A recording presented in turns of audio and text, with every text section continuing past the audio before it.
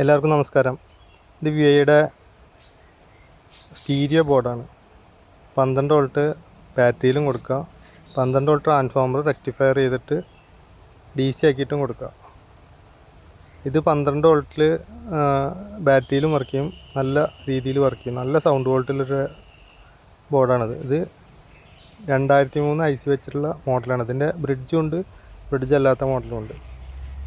ഇത് നമുക്ക് സപ്ലൈ കൊടുക്കാനൊക്കെ സിമ്പിളാണിത്. അതുമാത്രമല്ല റെഗുലേറ്റർ IC 5 വോൾട്ടിൻ്റെ വെക്കാനുള്ള SMD വെക്കാനുള്ള സെറ്റപ്പ് ഈ ഭാഗത്ത് ആയിട്ട് ഉണ്ട്, ഈ ഭാഗത്തായിട്ടുണ്ട് SMD IC വെക്കാനുള്ള. അപ്പോൾ ഇതിൻ്റെ കണക്ഷൻ ഡീറ്റെയിലെ കുറിച്ച് പറയുകയെങ്കിൽ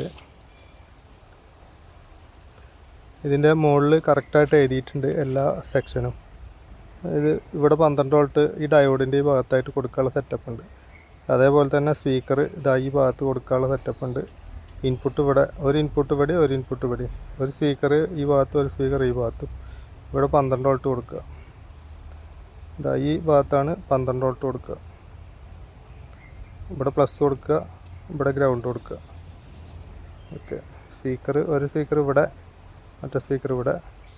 ഇൻപുട്ട് ഈ രണ്ട് ഭാഗത്ത്, ഈ രണ്ട് ഭാഗത്തും ലെഫ്റ്റും റൈറ്റും. പിന്നെ 5 വോൾട്ട് IC ഇവിടെ SMD വെച്ചിട്ട് നമുക്കിവിടെ 5 വോൾട്ട് എടുക്കുകയും ചെയ്യാം. അങ്ങനെയാണ്. റെഗുലേറ്റർ IC വേണമെങ്കിൽ പറഞ്ഞു കഴിഞ്ഞാൽ നമ്മൾ എക്സ്ട്രാ തരും. അങ്ങനെ ഇതൊരു കമ്പനി സർക്യൂട്ടാണിത്.